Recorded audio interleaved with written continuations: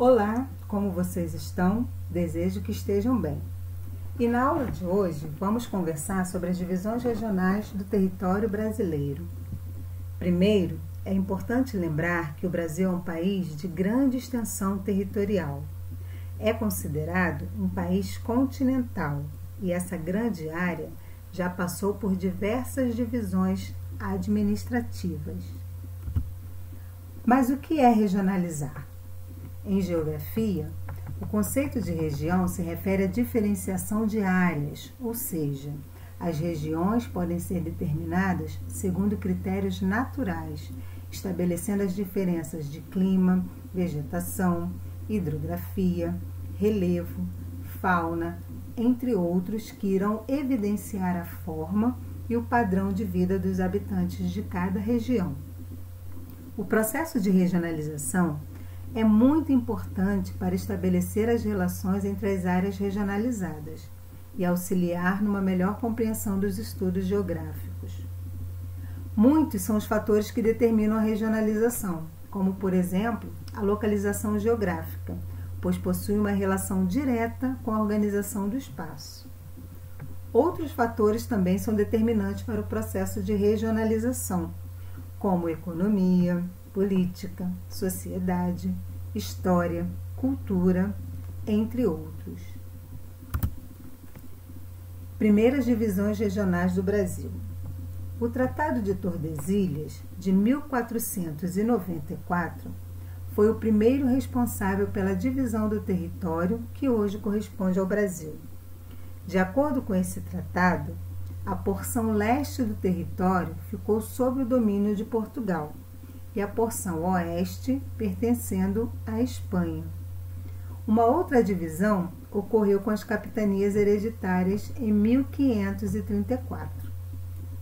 As capitanias hereditárias foram um sistema de administração territorial criado pelo rei de Portugal, Dom João III.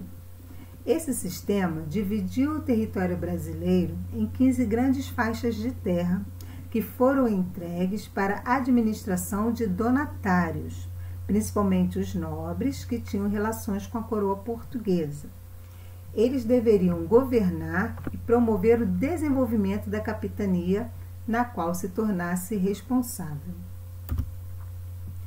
Depois, com o intuito de adaptar as características econômicas, culturais, físicas e sociais dos estados em uma mesma região, o território nacional passou por diversas regionalizações. Os estudos da Divisão Regional do IBGE, Instituto Brasileiro de Geografia e Estatística, tiveram início em 1941, sob a coordenação do professor Fábio Macedo Soares Guimarães. O objetivo principal de seu trabalho foi de sistematizar as várias divisões regionais que vinham sendo propostas, de forma que fosse organizada uma única divisão regional do Brasil para a divulgação das estatísticas brasileiras. Em 1942, ocorreu a primeira divisão regional oficial do Brasil, levando em consideração os aspectos naturais. Depois, foi adotado como critério a integração entre os aspectos naturais e socioeconômicos.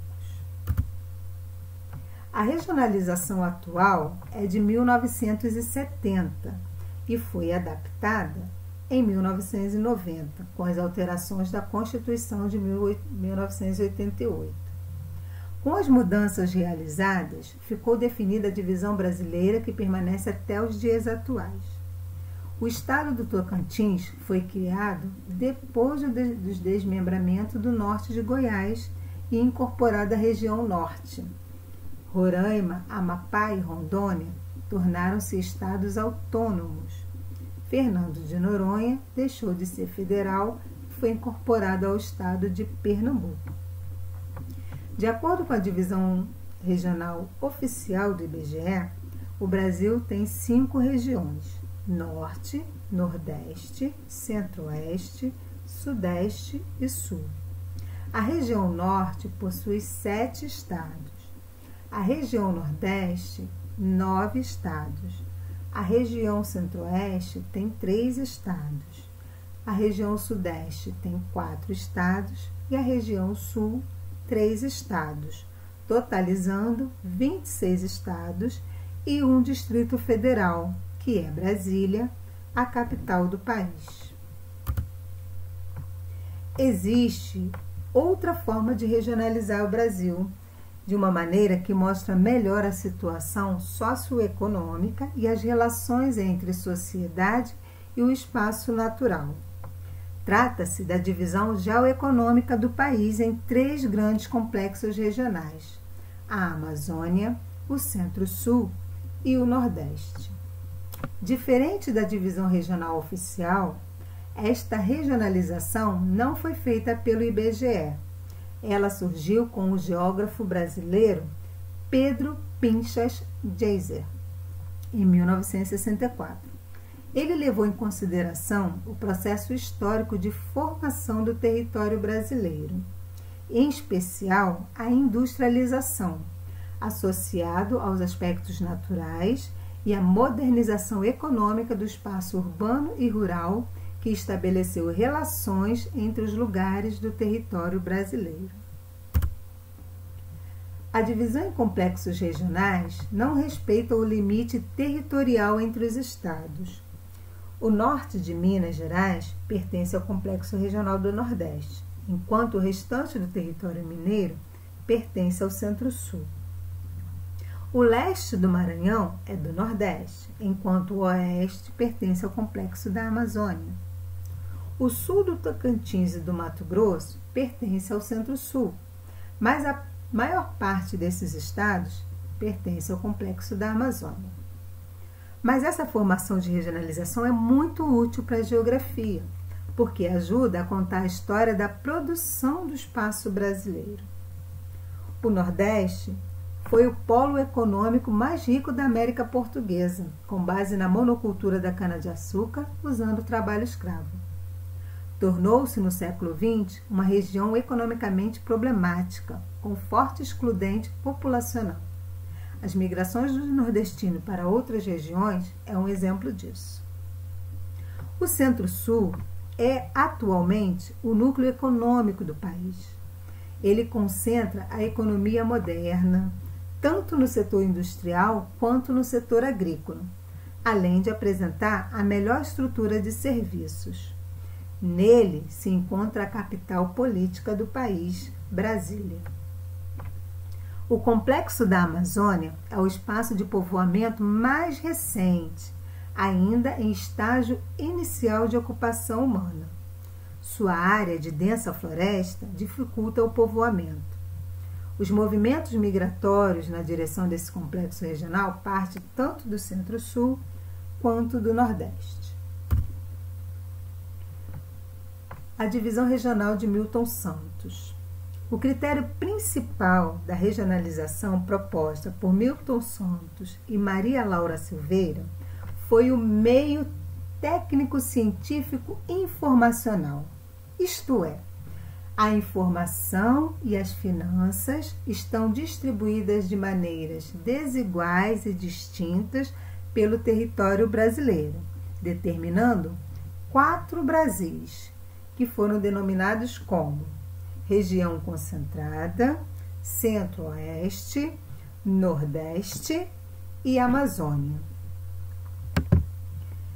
Esta divisão de 4 Brasis, proposta por Milton Santos, é baseada nos aspectos socioeconômicos e o meio geográfico, ou seja, nas características do território brasileiro, levando em consideração também a quantidade de recursos tecnológicos e as atividades econômicas em suas diversas áreas.